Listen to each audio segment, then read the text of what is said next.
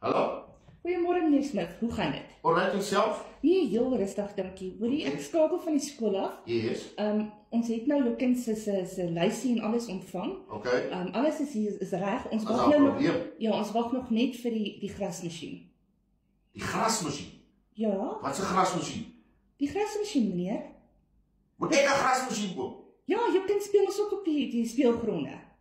Maar mevrou, met alle respek, hier is deur mekaar. Hoe kan ek 'n grasmasjien koop vir die skool? Was dit deel van die stationery lys? Ja, jy moes net mooi gekyk het op die lys, hy is daar iewers te op. Gaan al die kinders grasmasjiene koop? Elke kind het iets anders om te koop.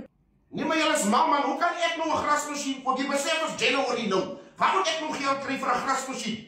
Wat jy nie gesien, ek het gesien Gay met 'n verskriklike special op. Man, jy moet my nie vertel van game nie. Hoe kan 'n grasmasjien deel is van stationery lys? Julle moet die kinders leer. Wat gaan hulle leer met 'n grasmasjien? Hulle leer om op ordentlike gras te speel. Ek koop niks grasmasjiene.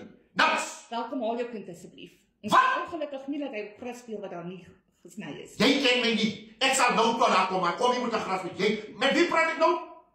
Hallo? Hallo?